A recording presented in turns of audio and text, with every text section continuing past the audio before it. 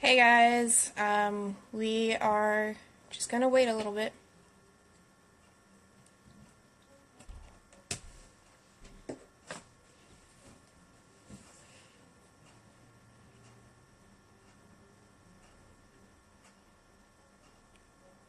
Hey everyone who's joined. We're gonna wait a little bit until more people start trickling in.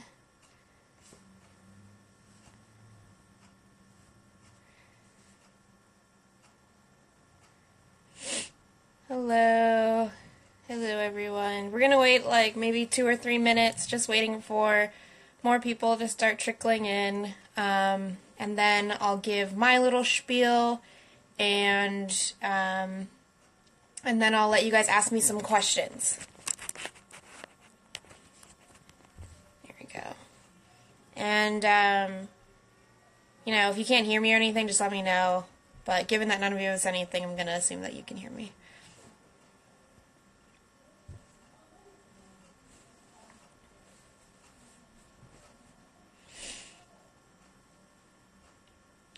I'll start talking about my experience taking the MCAT and answering some of your questions in like 2 minutes, so maybe like 8:03. And yeah, it'll be a good hour. I'll end at 9 or like 9:05 whenever I officially start, an hour after that. And if you can't make the whole thing, it's going to be posted for 24 hours on the MCATBROS account, and it's also going to be on YouTube afterwards as well.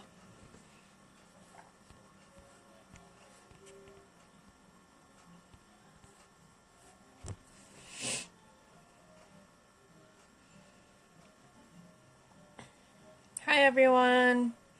Hi Raj.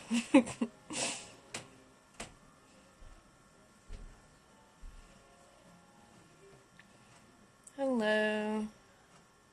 Sorry if you hear background noise. My roommates are watching TV downstairs and we have a dog. Or we have two dogs actually, so if you hear any barking, that's why.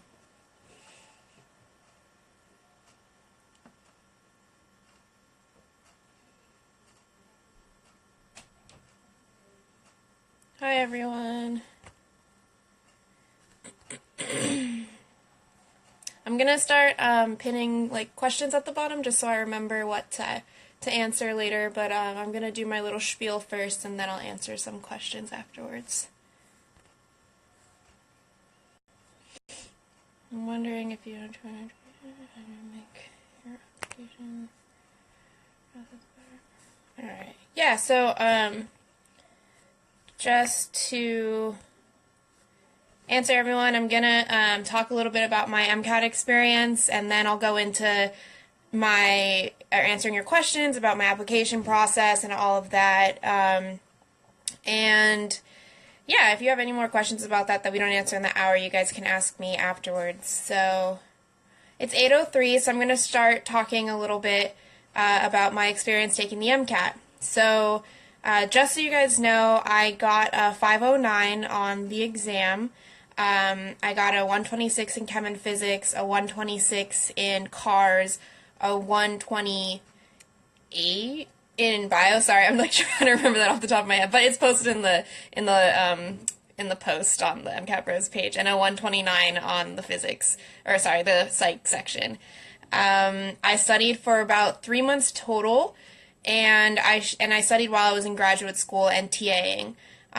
So a lot of you guys have been asking me if I was studying while I was full-time as a graduate student. And I just want to clarify that the semester that I took it, so I took the exam in March of 2018, and I was not full-time as a graduate student at the time. I finished all of my full-time classes the semester prior, and the only thing that I had left was my thesis. So I wasn't a full-time student. However, I was TAing for about 15 hours a week, and I was also doing my thesis, which involved me, being in the research lab. I was doing a synthetic organic chemistry graduate thesis. So I was in the lab a lot. I was at meetings. I was busy, but I was not taking classes at the same time that I was studying for this exam. So I'm just going to start out by talking to you guys about my approach to the MCAT. how I studied for each section. Some of you guys asked me yesterday some specific questions about like each section. And if you see me looking over to the right, it's because I have a list of the questions that you guys asked me yesterday. So, hi all the new people who are joining. I'm just about to start diving into things. So let's see here. Like I said, I studied for 3 months. And I want you guys to know that I was not the most diligent studier for this exam. For the first 2 months, I didn't study as hard as I should have. I was really overwhelmed with the thought of taking the exam, as I've seen a lot of you guys telling me, which is a completely fair reaction to taking the exam. I'm not going to sugarcoat it for you. It's not an easy exam. But once I got over the whole, like, wow, this is a lot of information, how am I going to do this? This is a lot of pressure, which I kind of got over just by, like, realizing that I want to be a doctor, and this is what I need to do to become this one. This is one of the first steps, and, you know, in my life I'm going to be taking many, many exams, and I just need to, you know, gear up. So that was, like, my first mental hurdle. And then once I got over that hurdle, the second month I spent studying a little bit more intensely content review, and then I didn't finish all the content review until about the first week into my third month. And during my third month and my final month, I studied really hard. I studied full-time, you know, as full-time as I could. I studied probably like 8 hours a day, and one of those weeks was spring break. And on spring break, I woke up at like 7 a.m. and I didn't go to sleep until like late, like midnight, and I was studying the whole time. So you know, there was a solid week in there when I was making up for all of the lost time, for sure. So that was kind of my timeline. Just to let you guys know, I used a lot of resources. So the main book that I used was Exam Crackers. I used their 2017-28, or sorry, it's their 10th edition, you know, full set. I used that intensely. The only book that I can't attest to in that set is the like reasoning book. I don't remember the exact name for it, but I didn't, you know, I didn't really use that. And then I also used Kaplan as a reference, and I used the Kaplan biochem book heavily. Like, that book, I kind of wanted to keep because I loved it so much. I really enjoyed using the Kaplan biochem book. I only took 1 semester of biochem, so I needed to self-teach myself all of the cycles, you know, glycolysis, all of that, and the Kaplan book got me there, and it does a really good job. And I used the 2017-2018 version for that. I also used the Berkeley Review series, but I found that it was a little overwhelming to sort of get all of that in the 3 months. So I stopped using it, and that was when I turned to Exam Crackers. But I did use the Berkeley Review for their practice sections and their questions. And at the beginning, they have like a little, you know, like cheat sheet for every chapter, like little tips on how to conquer physics equations and stuff. And I used that for sure. Oh, I also used Khan Academy a lot, and I used Reddit and the MCAT, like, online stuff that they have, question banks, or, yeah, question pack, section banks. I used the Next Step free diagnostic and free full-length exam, and I used the MCATBROS 300 document for psychology. That was the only resource that I used for psychology. And also the Anki deck that's on Reddit. I use that as well. Hi everyone, that's just joining. I just sort of wrapped up what I used as my resources. A lot of you are asking me if I had a specific schedule. I did. I had a schedule. Did I stick to the schedule? No. I had a schedule at the, you know, starting at the beginning. I was like, this is what I'm going to do for the next 3 months. This is going to get me to where I need to be. Don't do what I did. So contrary to what you might be used to hearing on these, you know, people telling you exactly what to do, I'm telling you, learn from my mistakes, make a schedule, and stick to the schedule. You know, I scored well, but I think that I could have scored significantly better had I actually followed the schedule and not sort of been overwhelmed by my anxiety of taking the exam during that first month of approaching studying. Hi Val. And yes, I will share my diagnostic test scores with all of you, but I'll get to that towards the end. So, yeah, it is hard to stick to the schedule, which is exactly what I'm talking about right now. It's hard to stick to the schedule, but I think that if you stick to the schedule, it will be for the best. It'll help you, kind of control your anxiety of it, which is kind of counterintuitive sounding because it's like you're so stressed out trying to stick to the actual schedule that you may not be focusing so much on the material. But I personally think if I stuck to a schedule, it would have helped me a lot more. However, I did not stick to a schedule, so my approach was to intermix the subjects that I was learning. So I didn't do like bio for one whole week and chem for one whole week, etc. What I did was one day I would read like one chapter of bio, and then the next day I would read one chapter of chem, but on that same day, so say this is Tuesday and I'm reading chem, I would do the bio, practice questions from the day before to reinforce the material that I was learning. And I stuck to this throughout the whole process. And of course I was reading more than one chapter a day. I was trying to get in maybe like two chapters a day, and then, a solid amount of practice questions. And let's see here. Creating a schedule while you're in classes. So, like I said, I wasn't in class when I was taking this exam, but I was, working and all of that, I did not create my schedule around my classes. Rather, I tried to squeeze in things that I could do on the go. So, for example, I used Anki Deck. I love Anki. It's a free resource. It's flashcards on the go. Maybe you don't think that you learn well from flashcards. That's fine. However, I strongly suggest that you try Anki. I don't personally usually like flashcards, but because I was so busy and I wasn't always able to sit at home or sit at a library or coffee shop or wherever, I found Anki to be incredibly helpful while I was on a bus or in the lab when I couldn't necessarily be at a book. Or while my students were taking a practice exam, I'd be on Anki. And for those of you who don't know what Anki is, it's an app that you download on your phone, and it also has a computer interface, and you can make digital flashcards through it. And you can download other people's flashcards as well, and I made my own, and I also downloaded the psych deck that's on Reddit. And I found that to be so helpful for me. A lot of you guys have been asking me how I studied while I was so busy, and I want to say that I really studied because of Anki, the flashcards. I incorporated a lot of the nitty-gritty things that I was having a hard time memorizing that I knew would be a waste of time for me to study at a desk, but that I could be learning while I was on the go. I found that creating my own Anki deck was super helpful for like bio and chem, the nitty-gritty subjects, but when it came to psych, I just, I used the Reddit deck that was online. I found that psych was my strong suit. It is the one that I got a 129 in, so I didn't dedicate that much time to studying psych. Again, I don't think that this is necessarily something that can be universally applied, but I only studied for psych for maybe 2 weeks of the 3 months that I studied for.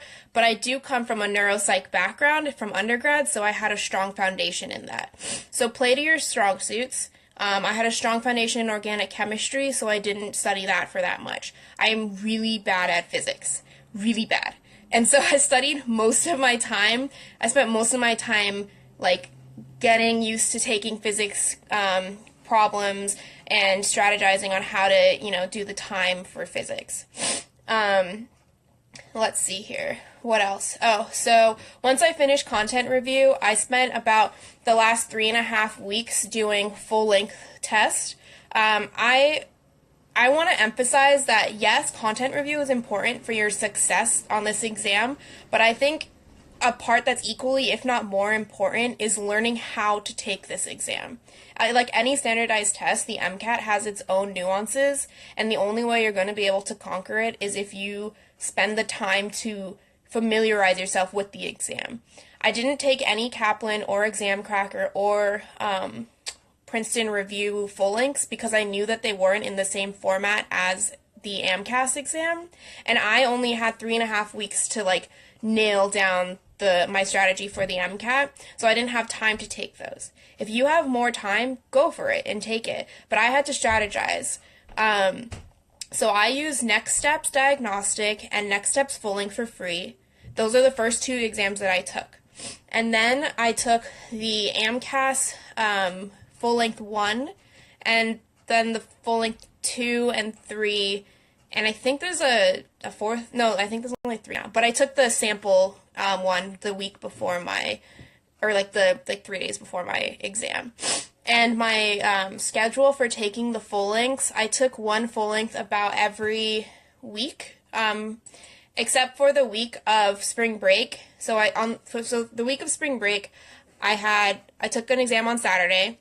I studied my results from that exam, and then on Wednesday, I took another exam, and I studied the results from that exam, and then on the last Saturday of spring break, I took the 3rd exam. So of the 4 full lengths that I took, not including the 2 half-length diagnostics, I did 3 of those in that 1 week of spring break. It was crazy, but my score bumped 6 points in that 1 week before, or in that 1 week alone. The Next Step Diagnostic and the Next Step Full Length is free. And for those of you asking, I don't remember my scores from the diagnostics or the half-length exams. I was using those to familiarize myself. But for the Next Step Full Length, the first full length that I took, I got a 504, a 126 in every section. And then the the AAMC full length, the first one that I took, I got a 503, which is about a 61%. And then the next one I took was the AAMC number 2. I don't remember how it's listed on their interface, but I got a 510 for that.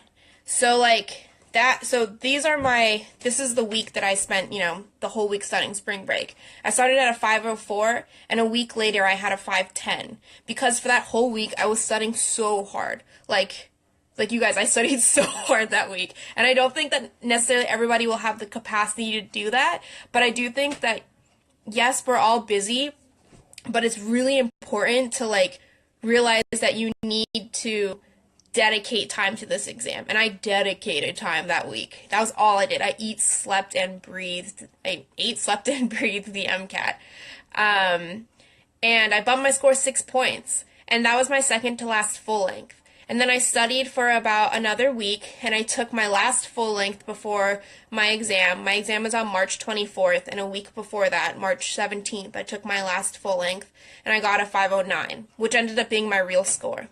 So I'm sure you guys have heard this, but the AAMC full lengths are very telling of what your actual score will be. So I knew that I was probably going to get a 509 or a 510. I was hoping for a 510, ended up with a 509, which is perfectly fine. And so a lot of you are asking me if I jumped in all sections. I'm looking right now at my breakdown of each section, and I got a 126 in in chem, every exam except the last one I got a 128. In cars, I stayed about the same, 127. One exam I got a 129 in cars, that was fun. Bio, I got about the same, 127, 128. And then psych, I did better on the real exam. I got a 129 on the actual exam. But on my full lengths, on my practice ones, I got a 126 every section. And it took me, so like I said, it took me a week to dedicate to that whole thing. To practice in between, what I did with my full lengths was I hardcore analyzed them. So I'm going to show you guys a breakdown really quick of what I did. I'm going to flip the camera to show you what it looked like, but I went through every single, so I'm about to talk about how I went through my study results. I went through every single question, and I'm not kidding you, every question I went through. And I wrote if I got it right or wrong. I wrote what my thought process was. And then I wrote the explanation, like the right answer explanation. And I wrote why I missed it and what my strategy would be going forwards. And after that, I made a list of like if I needed to study it or not. So I'm going to show you really quickly what it looks like. So this is what it looks like. I had every single question outlined. This is just like one section. This is the first card or chem. And then I had the thought process, the explanation, the reason I got it right or wrong, the strategy, the difficulty for me, the topic that I needed to review, if I needed to review it, and then whether or not I did end up reviewing it. So I did that for every single exam. And it took a long time, but it was so worth it. Knowing why you got things wrong and being able to address that is really important. For me, the majority of the questions that I got wrong were because I was changing my answer. And so I knew, towards my last exam and towards the real one, I knew that despite what I wanted to do, I needed to stop changing my answer. And I think that played a large role in the that bump from a 504 to a 510. Because I knew that, if I hadn't done that breakdown of like why I was getting it wrong, I never would have known or at least remembered that every question that I got wrong, I was like marking it wrong because I just changed my answer. I was second guessing myself. And again, that's just, I have like, test anxiety and this exam is very anxiety invoking and it's hard not to want to double guess or second guess yourself. But if you know that you know the material, like you'll be fine. I don't know how to share the template. I'll think about it. I would be fine with sharing with you guys. I'm just like not tech savvy enough for that, so I'll figure out how, and then like maybe I'll figure out a way and post it like on my Instagram or something. I spent about 3.5 weeks, like I said, doing the full lengths, and in order to build stamina for taking this exam, I did the full lengths, and I also dedicated so the exam's like 8 hours, right? And so when I was studying super hardcore, I would make sure to be studying pretty much like to the schedule of the exam. So I took this exam in March, so I don't remember exactly how long each section is, but if section 1 was like 70 minutes, I would study whatever for 70 minutes, take a break, and then study again. Every exam that I took like it was the real exam. I either went to the library and set my timer where I was quiet. I brought a lunch. I brought exactly what I was going to be eating on the real exam. I think I brought like a PB&J and like the little nuts and fruits for snacks and water. Oh, and I had a little Coke Zero for caffeine. And I did that for every practice exam. So that way when it came to the real one, I wasn't thrown off by, like what I was eating and the differences, etc. Small details, but they really, really come to play. That strategy I developed because I used to run like half marathons and stuff, and when you do the same thing, if you practice how you plan to succeed, then your odds of succeeding are higher. And so that was my strategy going into that. Let's see, what else did I do? In between, so I spent about half a day to 1 day, depending on like how badly I did on the full length, like really digesting that material.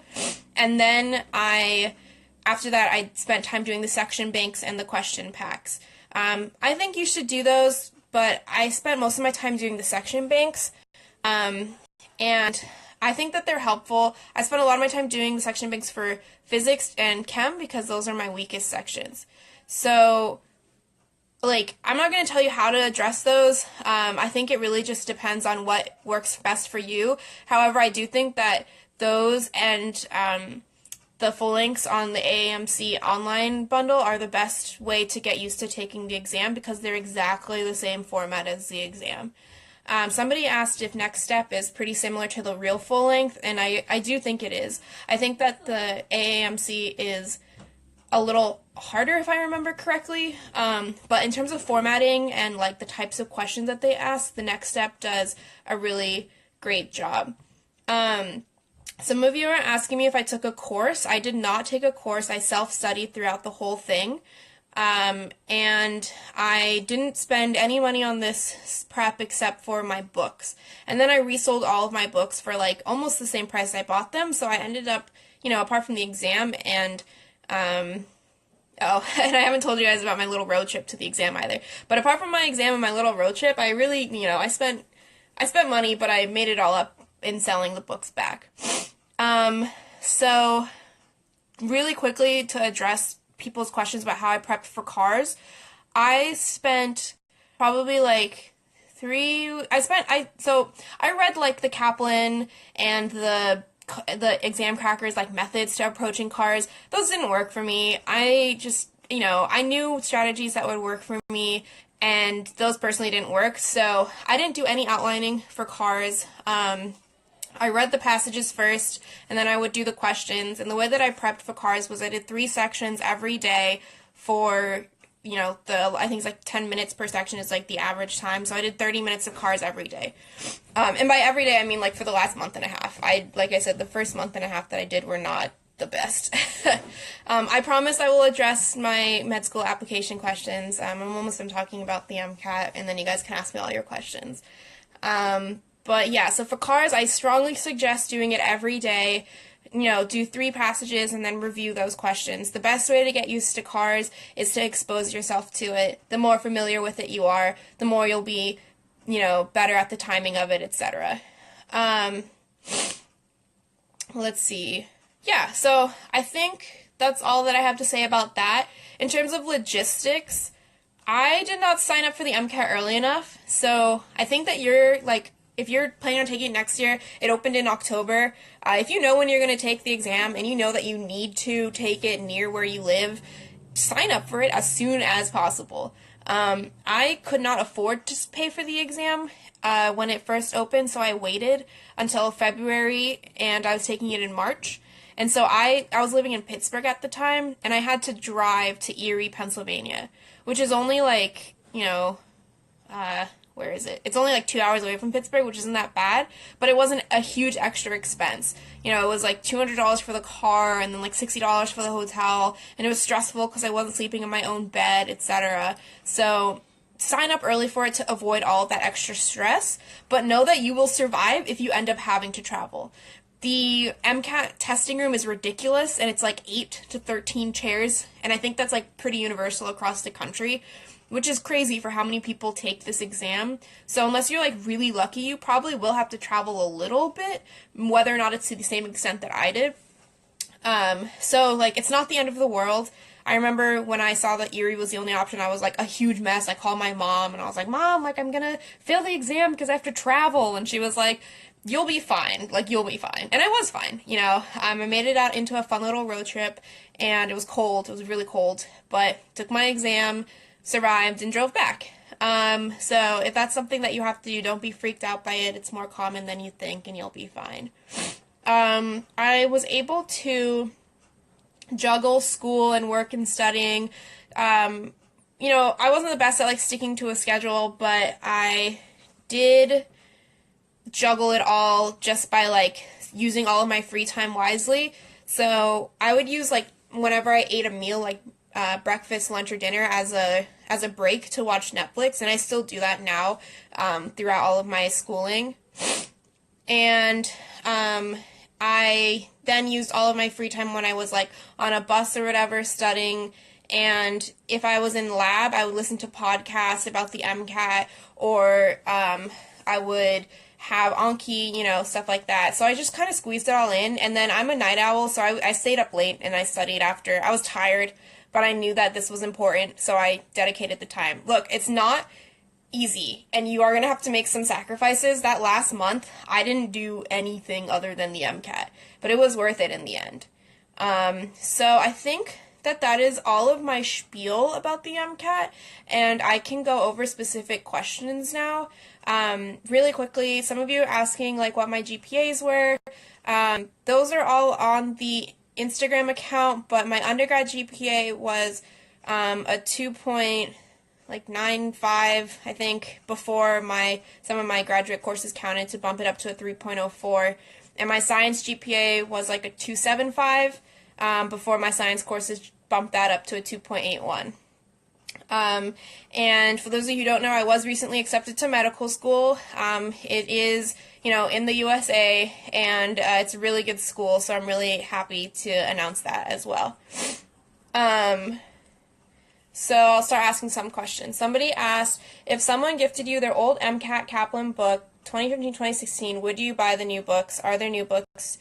Are there changes? No. So there are no changes. I think that MCATBROS does like a side-by-side comparison for most of the years, but to my understanding, I don't think there are many changes. I wouldn't buy the first set of new MCAT books that came out after the new exam was announced, because not a lot of people knew like what the new exam entailed, but I would buy like the second edition after that for sure. And the changes aren't that drastic. The content is the content. Bio hasn't changed that much, Can you talk more about how you improved your study techniques in grad school? Yeah, I will talk about that. But hold on, because I think that other people asked me, like, MCAT questions, maybe. Did you go over content at all, or just practice test and question banks?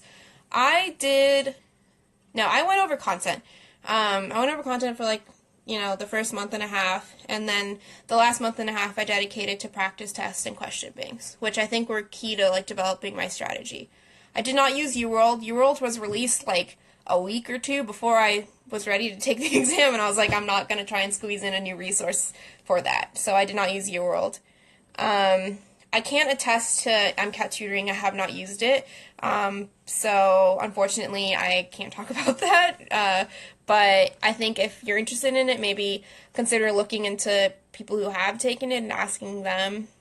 Let's see, what else are you guys talking about? What year did you take the MCAT? I took it in March of 2018. I don't know what Course Saver is. Sorry.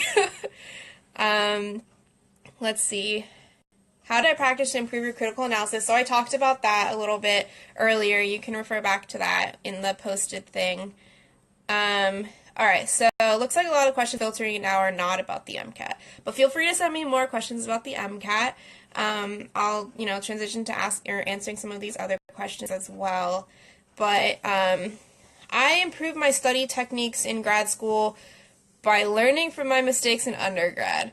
That is the largest piece of advice that I can give you. So in undergrad, didn't really study as much as I should have, hence my GPA, and I attributed a lot of my time to extracurriculars, which I did really well in.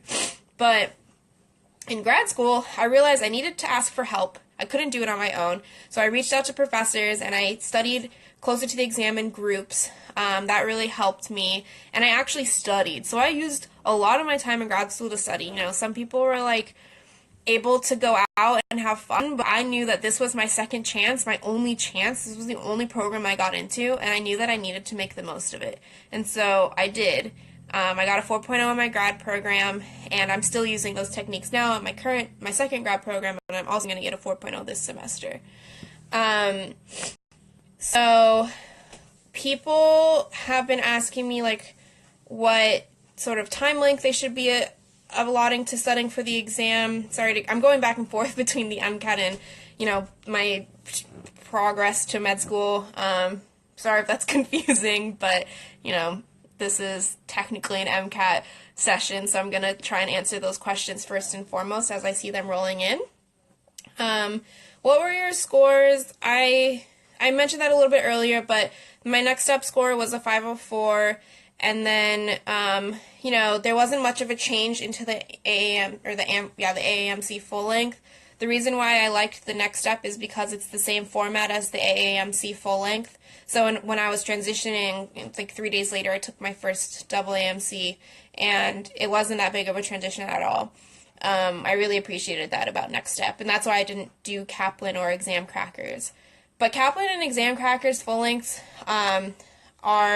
they're not the same format as the actual test, but they do have, good content. They're a little harder, though. So if you have time, might as well do it for exposure, I guess, but I can't really talk much about that. Is 8 months overkill for studying?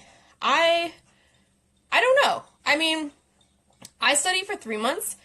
if I could redo everything in terms of MCAT studying, I would have studied my first summer of grad school. I would have started studying in July, and then taken the exam in September, which I guess is still like 3 months of studying. But it would have been 3 like full-time months of studying. I don't know why I didn't do that. I just I didn't do it for some reason. 8 months is, I can't really tell you what is right for you. However, my only concern with 8 months is that you will forget the content that you did start learning earlier in your studying. So whatever works best for you is the best time length that you should use, and you know what's best for you. But do know that like you're probably not going to remember what you studied during month 1 when you're in month 7. I studied for 3 months for my exam. How did I memorize equations? This is a really good question. Equations, I wrote down on like a 8x11 blank sheet. I had a little equation sheet, and I also had the Kaplan quick sheets, and I had Anki. So every night before bed, I would read over my little 8x11 sheet that I had been adding to over all of the time that I'd been studying for my exam. And I'd make sure to like memorize the ones that I had the most trouble with. And then if I was like on a long bus ride or plane ride, I would read the quick sheets. And then if I was like on a bus or somewhere like in line, I would use Anki for the equations. And this video will be saved, I promise. But yeah, that's how I memorized equations. Yeah, you need to know your equations. There's no way around it. You also need to know your amino acids, and the same strategy I use for that. Anki, quick sheets, and a little like 8x11 sheet for that.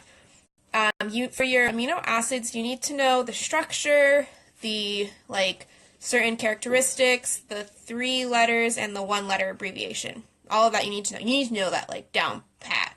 Like there's no ifs, ands, or buts. You have to know that for sure.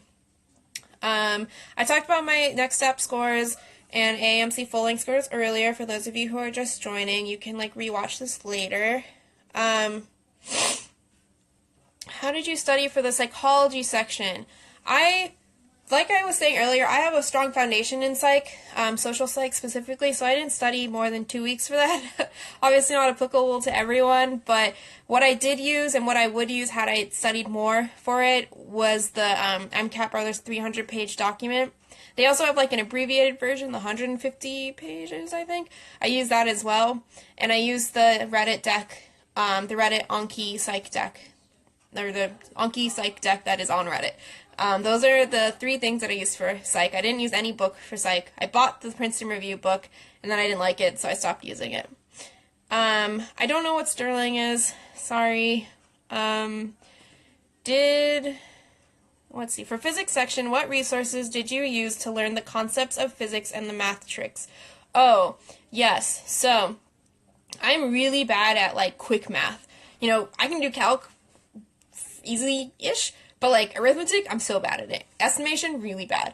I used the Exam Crackers like math book, I think is what it's called. I don't know what it was called, but they have like one book that goes over different strategies on how to approach estimations and like different little small math tricks to make everything easier, and that's what I did. So I spent like half of a Saturday just like at the beginning, like the very beginning of my studying, like month 1, I did that for like half a day.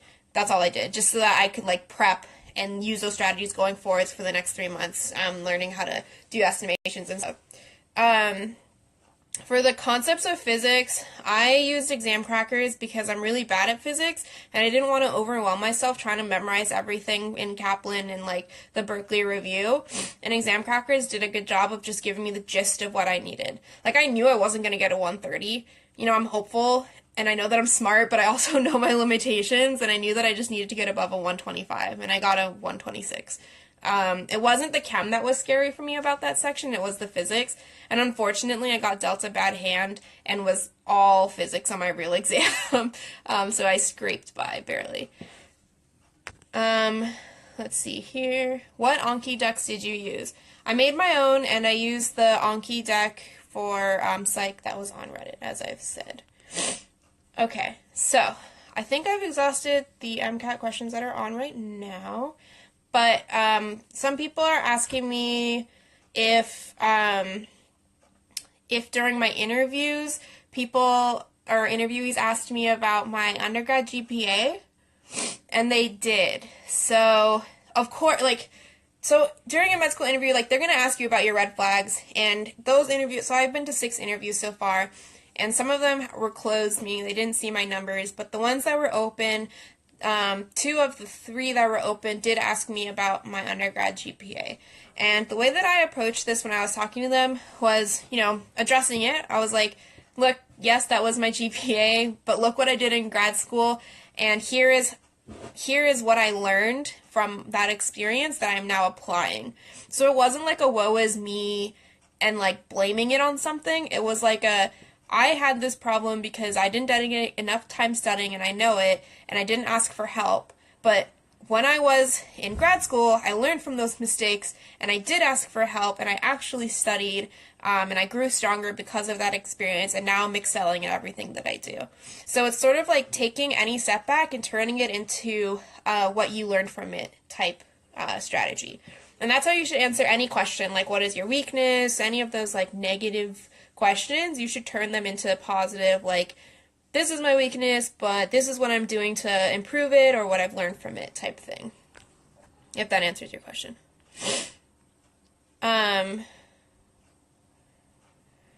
Okay, so again, I'm bouncing back and forth, but somebody has asked, what is the best book for biochem? Out of the 3 books that I used, Kaplan Biochem is the best biochem book that I have ever used. I had the Kaplan Biochem book, the Exam Crackers, the Berkeley Review, and I also had the textbook. I don't remember. It starts with an L. You guys probably know what I'm talking about. But the biochem textbook that is universal that everybody uses. I had all of those. And I loved the biochem Kaplan book. I want to buy that book for med school, guys. I love that book. So I strongly suggest using that book. Mention one more time what is the content on the MCAT. Oh, yeah. So, yeah, if you don't know, sorry, I just kind of assumed, but if you don't know, the MCAT is Chem Phys, and then the bio section is a lot of biochem. I don't know what the breakdown is. I don't know if it's half biochem. That sounds like a lot, but it is a lot of biochem, both in the bio section and in the chem section, specifically regarding the amino acids and enzymes. You definitely need to know those, know your Michelson equations and stuff. I'm butchering all of these things because it's been a long time, but you should know all of that. For sure. Alright, let's see here. Let me sift through these questions. Do they ask about a possible mental illness or consider it a red flag? Nobody asked me about a mental illness or but I have been told that talking about mental illness in med school applications is frowned upon in med school interviews too. I don't support that, obviously. I think talking about mental illnesses is very, very important. However, for some reason, that's just how it is.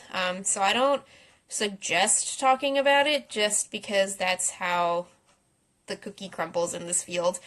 At least getting into medical school. Obviously, this is a problem that needs to be addressed because mental health is very important. Guys, take care of yourselves. Can you state your stats again? My stats are in the Instagram post, but I had a sub 3.0 GPA in undergrad, a 4.0 in grad, and a 5.09 on the MCAT. Let's see, what other questions? Oh, did you only do volunteering? And what was your graduate program? And also how many volunteer hours? Oh, volunteer hours. I had a lot of volunteering. I can't tell you a specific number because I had so many, but I had a lot of volunteering, with all the volunteering that I've ever done on my AMCAS application, it was north of 500 or 600 hours, including hospital volunteering, and I taught in West Philadelphia for a little bit, and I volunteered a lot. Which is why I didn't do as well in undergrad. But, just find a balance and you'll be fine. I also, I didn't only volunteer. I did, on-the-campus event planning through student government, which I didn't list that as volunteering. I listed that as leadership on my application because I was the director of that event planning team, among other directors. For those of you who don't know, somebody asked, what was and is your graduate program? My graduate program that I graduated from in April was a Master's of Science in Biology, and it was a 1-year program, but then I stayed on for a second year because I wanted to do a thesis. And then the graduate program that I'm in right now is an accelerated 10-month Master's of Public Health. I'm not going to answer questions that I've already answered, but you can re-listen and, find out the answer to those. Who did I get letters from? Letters of recommendation. That's a really good question. I had to strategize. Applying for the medical schools, or applying to medical schools, is kind of like studying for the MCAT in terms of strategy. Like, you have to do what's best for you. And I knew that, I couldn't ask my undergraduate professors for letters of recommendation because I didn't do well in their classes and they didn't know me. So I took a risk and I only got letters of recommendation from my graduate school professors. I also did research in undergrad for 4 years and I got a letter of recommendation from my PI. But I did the committee letter, and a lot of medical schools actually prefer the committee letter. So if your school, your undergrad offers, or your grad offers a committee letter, do it, because a lot of schools will wonder why you didn't do it if it was an option. So I got about 6 letters of recommendation, and then I had the committee letter as well. So it was like a packet that was sent as one.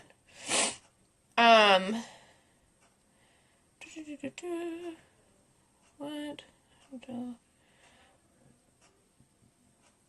Let's see here. Never lie on your MCAT application. Somebody was like, I don't know if I should lie about my red flag semester. Don't. Oh. Okay, I'm sorry. I'm not reading this out loud. But basically, if you're, worried about anything and, putting it on your application, consider just not putting it on your application. The AAMC or the MCAS is not going to, dig for anything, unless it's a criminal thing, unless it's something that you were, written up for, you don't need to put it on. There are some experiences that I had that I didn't add to my application because I didn't see that it would increase my odds of, getting in or anything, and I knew that I had to be really strategic about it. So, but if it's something big, I went to jail for 3 months, you have to put that in. If it's your grades, you have to put that in. But in terms of, things that you've done, you don't need to put everything in. You only have 15 slots, so you can't put everything in. How did you review for your MCAT full length? Oh, I already talked about that. But somebody asked, did you review content after your full-length review? And I don't believe that I've mentioned this yet. But after that little Excel sheet breakdown of every single question, I then went back and looked at all of the questions that I'd marked yes for study, and I reviewed the content for that specific topic. So, if it was acid ionization that I needed to study, I would study that. And I'd go through every single red question that I'd marked study, and I'd make sure I reviewed all of those topics until I knew those, so I didn't have to redo it. How many schools did you apply to? I applied to 30 30 medical schools.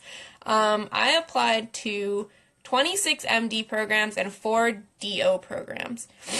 I personally prefer MD. They're exactly the same, no stigma, whatever, but I'm interested in research and doing things that specific MD programs could offer me that DO programs couldn't offer me, which is why I applied to more MD programs. And I applied to 30 because of my numbers. So sub 3.0 science GPA is not too hot for the MD world, or any world really. So I knew that I needed to increase my odds of getting in by increasing the number of schools that I applied to. It was very expensive. I have a post on my Instagram page that I suggest you read if you're interested in learning about how I financed it. Still kind of struggling with that, but it's something that I'm passionate about and that I know I want to do, so we gotta make it work. How did you apply to graduate school with only 1 letter of recommendation? Most I've seen need 2 to 3 recs. So I did not apply with one letter of recommendation. Oh, okay, so let me clarify. So for graduate school, for my Master's of Science program, I did ask my undergraduate professors for letters. I applied to both post-bac and master's programs, and because the only professors that were available to me were my undergrad professors, I asked one undergrad professor who'd seen me like increase in grade trajectory write me a letter. I asked my longtime boss of my work-study job. I worked as like an administrative assistant for the general studies department. I asked her to write me a letter, and I asked my PI for research lab to write me a letter. So I had 3 letters of rec for my post-bac and master's program process. I didn't get into any post-bacs because I didn't take the GRE. Take the GRE, friends. I was lazy and I didn't take it, which significantly, like lowered my numbers of programs that I could apply to. But take the GRE because it'll increase your odds of getting into a post-bac, and a post-bac is really key, and I think really what like programs are looking for in terms of boosting your undergraduate GPA, because those post-bac courses trickle into your undergraduate GPA. My graduate 4.0 is separate from my undergraduate GPA. So people still see the 2 point whatever it was, and then they see a 4.0. It's not an average of the two. Yeah, so take the GRE is my recommendation to you. It's not that bad. It's like a glorified SAT. I was just lazy. Do you suggest to do a post-bac? Oh, I just talked about that. Oh, is it? Yeah, I just talked about that. Sorry, I keep rubbing my nose. Yeah, 30 medical schools was really expensive. Did I get accepted into an MD school? I did. I got accepted into an MD school. I haven't heard anything from the DO schools. I only applied to 4. I got like waitlisted for an interview at 1, and the other 3 haven't really shown me any love. But now that I'm in an MD program and I know that I want to do research, I probably won't like pursue the DO schools anymore, just because MD kind of suits my needs a little bit more. But yes, I have been accepted to a US MD school. A good school. How much is all of that cost you? Oh, so it's very expensive. I have like a running tab just for like fun of how much I've spent total, and it is, what is it, December now, and I've been applying since May, including everything like interviewing, traveling, suit, food on interview trips, etc. It's almost reaching like $7,200 right now, so it's very expensive. 30 schools is very expensive, but you can do the fee assistance program if you qualify for it. They take into account your parents' income, unfortunately, so that kind of like knocked me out for that, but if you qualify for it, you get like 15 schools for free, which is really dope. Clinical experience. Yeah. So, okay. So when I was in undergrad, I volunteered at hospitals, which is my clinical experience that I had on my application. I just like your basic college volunteering program. I didn't do any of like the fancy summer hospital volunteering programs where you like get to touch patients and stuff. I just like escorted patients, and I shadowed. I only have 10 hours total of shadowing. Shadow more doctors than me. Again, this live session, my goal is for you to learn from what I did, but also learn from my mistakes. I strongly suggest that you shadow more than me, but I just like didn't have time to shadow while I was trying to pick up my slack in undergrad.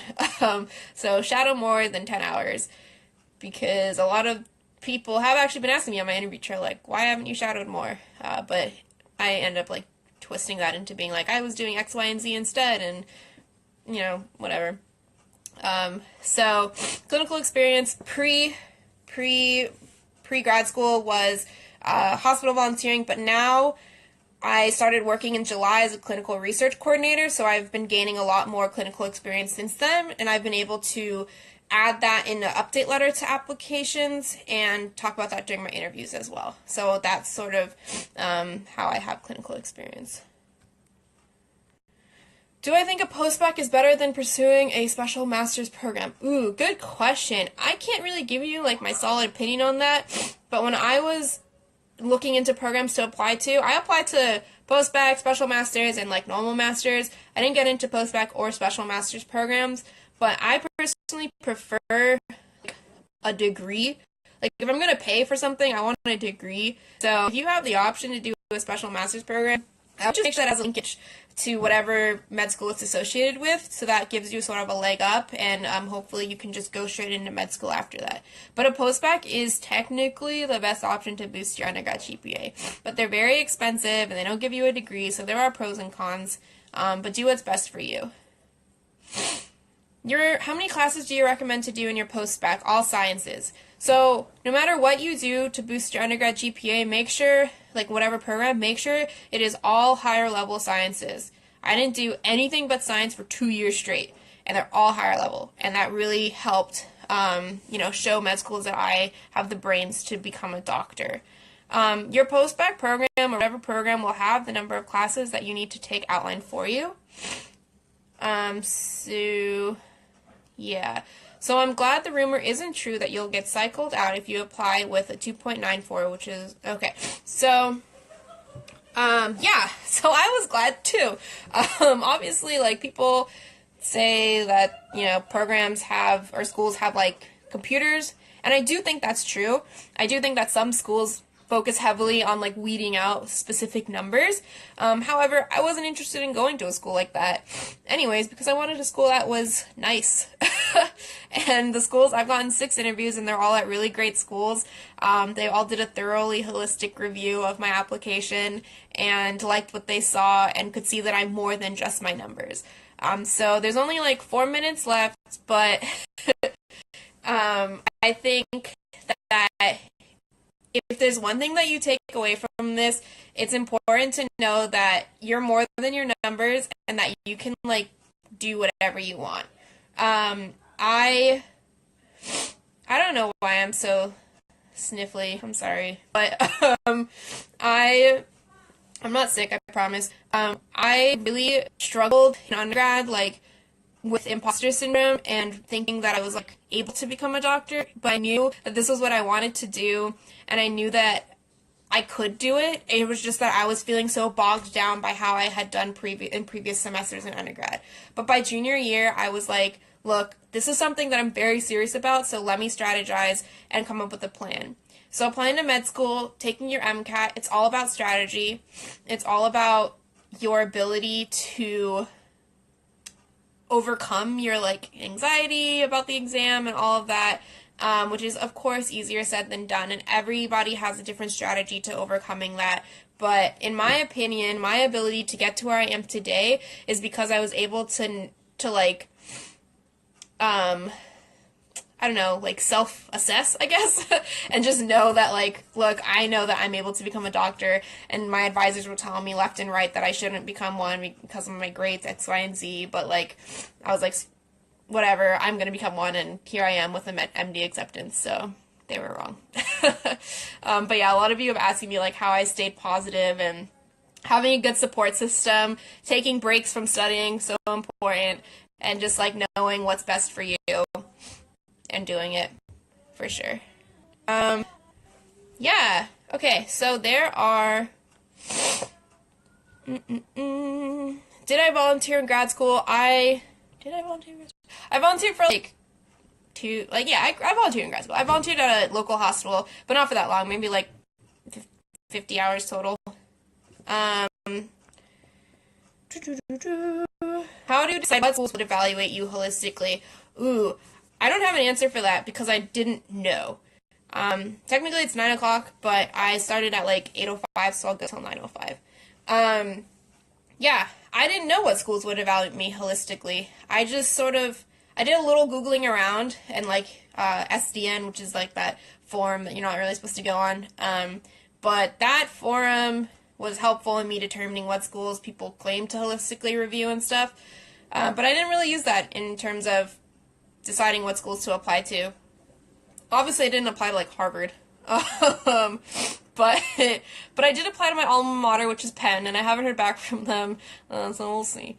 But, yeah. Would you share what schools you applied to? Oof. I applied to 30 schools. I'm not about to, like, rattle those off. But, they were all good schools. All med schools are good schools. But I applied to schools that were hard for me, like reach schools, like very reach, and then I applied to schools that were in range for me. No school was in range for me because of my numbers, but yeah. Ooh, it's telling me I only have 15 seconds left, guys, so I think I have to go, unfortunately. But this has been a lot of fun, and reach out to me on my Instagram handle, The Curly Pre-Med. Thanks, guys. Have a good night.